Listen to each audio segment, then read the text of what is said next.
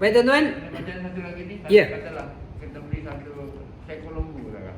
Seekor lembu, okey. Beli tu katalah, lepas tu kata beli Harga murah. 1,000 lah kata. 1,000, okey. Ha? Lepas tu sebelum kita dapat lembu tu, ada orang lain nak beli lagi, nak beli dengan kita. Kita tak dapat lagi. Oh, tak boleh. Kita tak dapat lagi. Dia kata, aku nak beli 1,200. Menjual kat aku terus lah. Bukan benda tu kita tak ambil lagi. Tak boleh. Tak boleh. Tak boleh.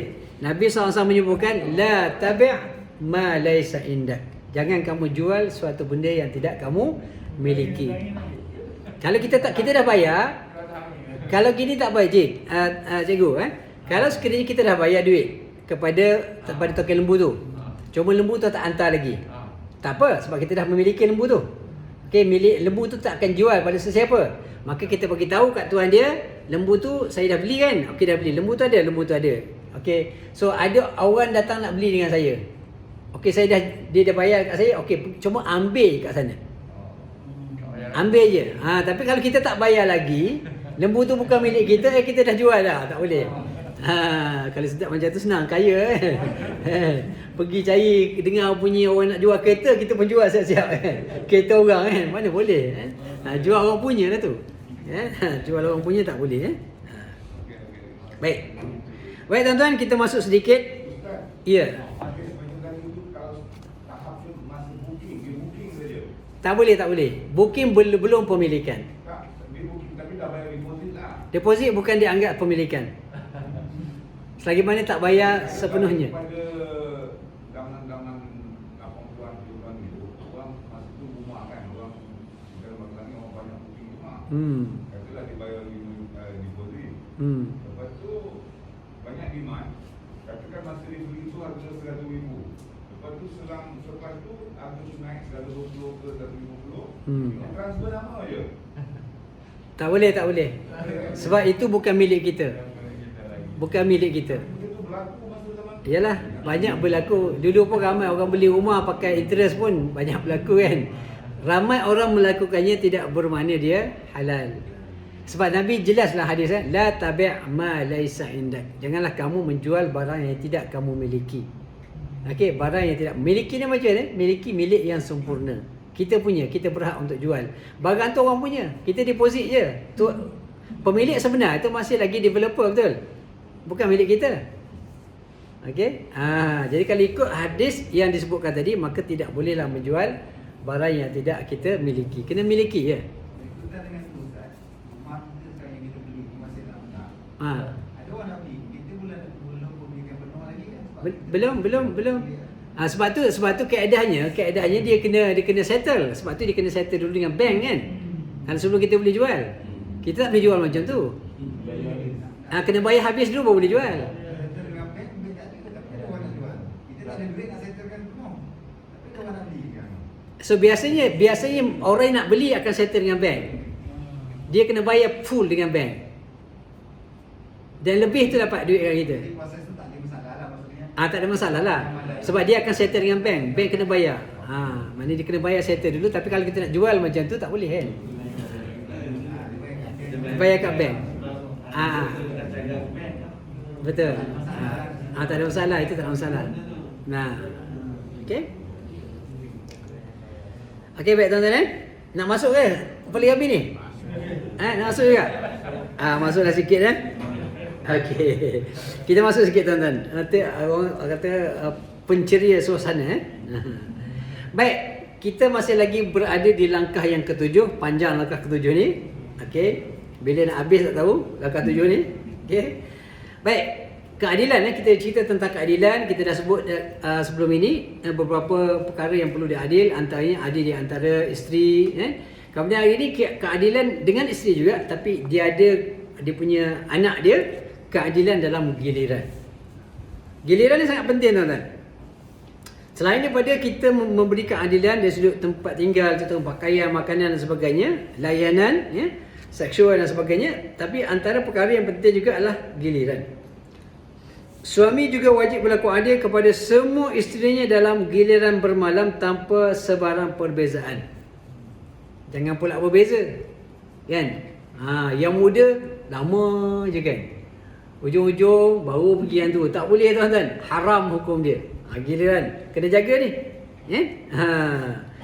Kerap kali berlaku di mana suami melebihkan isteri yang lebih muda dan tidak berlaku adil kepada isterinya yang lebih tua. Ini biasa berlaku tuan-tuan. Sebab dia tendensinya ada. Sebab apa? Bila dah kahwin yang muda tu, dia rasa yang tua tu, tak apalah. Yang tua pun dah lama dah duduk. Lama dah bertahun-tahun dengan dia kan. Kali ni bagilah giliran yang muda pula lebih sikit. Tak boleh tuan-tuan. Tak boleh. Kena sama. Kalau seminggu sini, seminggu lah sana. Tua ke muda ke, kan? Sama. Tak boleh berbeza tuan-tuan. Tindakan suami adalah dilarang sama sekali dalam Islam. Tak boleh. Haram Suami tidak boleh sama sekali memberikan alasan isterinya dalam keadaan haid, nifas atau sakit untuk tidak pulang ke rumah isteri tersebut. Oleh kerana kita ni lelaki, kita ada keperluan, contohnya dari sudut batinnya, kan? Kata pergi ke rumah isteri tua ni, dah tua dah, ataupun dah haid dalam haid, bawa apa balik rumah tu? Kan? Tak dapat apa-apa contoh kan? So baliklah rumah muda yang tak ada apa-apa.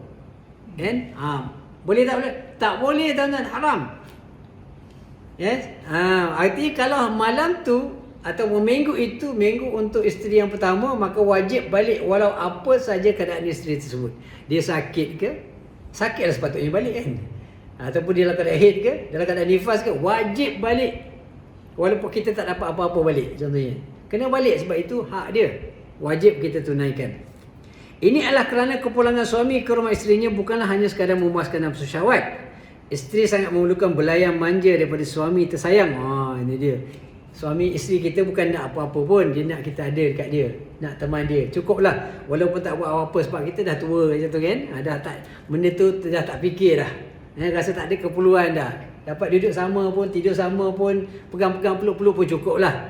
Contohnya kan. Sebab kita dah biasalah. Ini satu perkara yang natural. Bila sampai peringkat umur dah lanjut, maka keinginan seksual tu dia dah semakin kurang lah. Jadi itu bukan lagi jadi agenda yang utama. Tapi balik, mesti balik tuan-tuan. Walaupun kita tak melakukan apa-apa perkara yang berbentuk intimasi kan.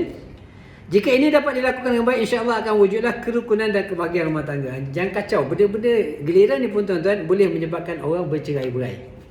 Simple je benda ni. Tak balik semalam, 2 malam. Tak apa. Tapi dia akan menimbulkan rasa tak senang hati pada isteri yang terlibat. Bila ini berlaku, maka dia akan melibatkan benda lain. Benda lain lah, timbullah benda lain. Bila nampak sini tak adil, dia nampak yang lain. Kalau malam pun tak boleh berlaku adil, maka dia kata suami aku ni, yang lain pun duit tu mungkin dia pun bagi lebih dekat isteri yang muda contohnya. Jadi akan menimbulkan prejudis lah, rasa prasangka yang buruk, dan ini akan menyebabkan kasih sayang akan mula berkurangan, layanan mungkin akan juga berkurangan, dan akhirnya mungkin boleh menyebabkan perceraian. Baik, kemudian keadilan dalam kasih sayang. Allah kurniakan satu hati kepada manusia, baik lelaki atau perempuan. Kita ni ada satu hati saja, yang tak banyak hati. Namun hati seorang lelaki amat unik kerana dia mampu memberikan kasih sayang kepada maksimum 4 orang isteri. Ini kelebihan lelaki Perempuan tak boleh Perempuan tak boleh. Lelaki memang Allah buat dia seorang tu, dia boleh sayang semua. Boleh sayang semua. Okey. Walau bagaimanapun rasa kasih sayang itu bukan milik kita. Sebaliknya adalah milik Allah Subhanahu Wa Taala. Jadi kasih sayang ni benda dalam. Hati kita ni dia kadang-kadang ada kecenderungan tertentu dengan sebab-sebab tertentu. Bukanlah kita kata sengaja. Bukan sengaja nak lebihkan yang pertama, bukan sengaja nak lebih yang kedua, bukan sengaja nak lebih ketiga. Tapi hati kita ni dia ada kecenderungan tersendiri yang tak boleh nak buat apa. Sebab hati adalah milik Allah SWT. Bahkan Nabi SAW pernah disebut oleh Allah SWT dalam Quran, dan kamu tidak akan dapat berlaku adil di antara isteri kamu sekalipun kamu bersungguh-sungguh untuk melakukannya. Keadilan dari sudut hati lah. Tak boleh. Oleh itu janganlah kamu cenderung dengan melampau ataupun berat sebelah kepada isteri yang kamu sayangi, sehingga kamu biarkan isteri yang lain seperti benda yang tergantung di awang-awangan. Okey, so kalau isteri kita persoalkan abang ni sayang lebih yang pertama atau yang kedua atau yang ketiga, maka kita kata nak buat macam mana, benda tu bukan kerja kita. Tapi abang akan cuba sedaya upaya untuk tidak melakukan sesuatu yang menampakkan berlakunya ketidakadilan. Okey, maksudnya hati kita cenderung, tapi layanan kena sama. Kalau kita gembira di rumah yang pertama, kita wajib juga menunjukkan kegembiraan kita di rumah kedua, ketiga dan sebagainya. Okey. Artinya jangan sampai bila kita cenderung kepada isteri yang kedua contohnya ataupun ketiga, maka belanja pun lebih kat situ, bermalam pun lebih kat situ, duit spend banyak kat situ, nak pergi holiday yang tu, itu tak boleh lah, haram lah. Tapi kalau hanya perasaan yang ada dalam hati tetapi layanan tetap sama, maka itu tidak mengapa kerana hati ini adalah milik Allah Subhanahu Wa Taala. Dan dalam satu hadis Nabi SAW berdoa. Ya, di hadis diriwayatkan oleh Aisyah radhiyallahu anha, ya, bahawa ya Allah, ini Nabi berdoa. Ini pun satu tips ya tuan-tuan. Boleh hafal doa ni bila kahwin nanti. Inilah yang kita boleh baca doa ni ya. Ya Allah, inilah pembahagianku mengikut apa yang aku miliki. Maka janganlah kamu mencelaku pada perkara yang kamu miliki sedangkan aku tidak miliki. So yang kita miliki apa dia? Kemampuan kita untuk tidak berlaku adil. Kita mampu untuk berlaku adil sekadar yang kita mampu. Hati kita sebab hati kita tidak milik kita sebenarnya. Walaupun hati kita, tapi milik kita, hati kita adalah milik Allah Subhanahu Taala. Jadi kita minta Allah Taala tak mencela kita dengan kekurangan yang ada pada kita. Dah cuba yang terbaik tapi hati kita ada kecenderungan tertentu. Nak buat macam mana? Kan? Kita dah cuba. Tapi tidak sampai kita dalam tindakan kita pun kita berlaku tidak adil, maka itu tidak dibenarkan. Okey tuan-tuan, yang rahmat Allah SWT, sekadar itu sedikit tips poligami kita. Okey. Apa dia? Ada soalan ni. Ada soalan? Okey, silakan. Pasal gila hampa ni 3 hari. Tapi dalam 3 hari kita simpan juga orang muda. Macam mana? Okey, itu namanya pengelat. Itu namanya pengelat. Tak boleh lah. Cuma dia tinggal selain macam. Okey, dia yang dikira adalah bermalam. Okey, macam saya bermalam bermula lepas Isyak. Okey, kalau kita nak singgah mana-mana di masa siang tu, bukan dengan sebab kita nak melebihi siapa-siapa, kerana sebab-sebab tertentu tidak ada masalah. Sebab giliran dia malam, giliran dia bermula malam. Contoh nak dia kerja, sambil-sambil kerja tu nak singgah rumah, kebetulan rumah isteri yang kedua, ketiga tu contohnya lebih dekat tempat kita kerja, contoh kita boleh mudah singgah, itu tak ada masalah. Okey, tidak masalah. Dia yang timbul masalah ialah giliran malam tu. Giliran malam bermula ikutlah perjanjian kita macam mana. Kalau bermula giliran itu pada malam lepas Isyak itu bermulalah dikira daripada lepas Isyak lah. Begitulah seterusnya. Yang tadi yang kata apa, giliran itu kan. Kalau dia schedule Ustaz, boleh dengan syarat dengan keizinan. Kena minta izin. Payah tu tuan-tuan. Ini saya nak cerita sikit lah. Satu ketika dulu saya singgah rumah isteri yang kedua masa kerja, penat sangat, penat.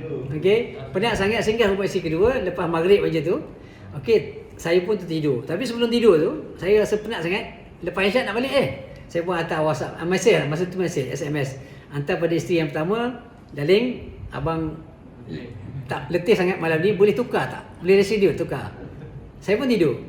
Tidur sedar pukul 1 pagi sedar. Isteri yang kedua tu tak kejut. Dia nampak kita penat, dia tak nak kacau, so dia biar je. Tidur. Pukul 1 saya sedar. Tengok mesej tak jawab. Kita dah minta kebenaran, boleh tak tukar? Isteri tak jawab. Macam mana nak buat tuan-tuan? Dia tak tahu benar ke tak. Apa kena buat? Balik tuan-tuan. Pukul 1 pagi balik. Balik sampai rumah. Kenapa abang balik? Kita kata kenapa tak jawab? Kalau dia jawab, bagi tahu tak boleh, kita memang balik. Kalau dia boleh, kita tak balik dah tukar malam esok. Jadi nak cerita tuan-tuan, kalau nak berlaku adil ni, dia sangat susah sebenarnya. Tapi kena buat juga. Kenapa? Kita answerable tu Allah SWT. Bukan pada isteri. Isteri kita boleh bagi alasan macam-macam. Apa tak boleh balik lah, abang penat lah, boleh bagi. Tapi alasan, lepas tak jawab dengan Allah Ta'ala. Itu soalan dia. Kalau kita rasa lepas dengan Allah Ta'ala, insyaAllah. Jadi reschedule tu tak ada masalah. Tapi syarat dengan persetujuan. InsyaAllah. Okey tuan-tuan. Okey, itu sajalah yang dapat kita kongsikan pada hari ini. InsyaAllah ada manfaatnya yang baik daripada Allah SWT. Yang lemah yang kurang minta maaf banyak-banyak. Itu kelemahan saya sendiri. Aku qauli hadza wa astaghfirullah li wa lakum. Wassalamualaikum warahmatullahi wabarakatuh. Lalu insyaAllah. Ada soalan tuan? Boleh? Sambil-sambil minum ni.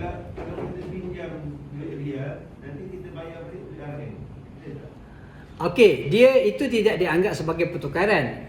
Okey, maknanya atas persetujuan tidak masalah sebab nilai. Sebab kalau yang berlaku yang haram ni pertukaran. Masa kita menukar tu. okey, menukar. Pinjam benda lain, bayar benda lain. Asalkan nilainya dipersetujui oleh orang yang memberi pinjam, bolehlah. Sebab kita duit ria tak ada kan. Contohnya kat Malaysia kita bayar, boleh tak? Bayar. Tapi atas kebenaran dia lah. Atas izin dia. Tapi pertukaran tak boleh. Kalau pertukaran mesti sama.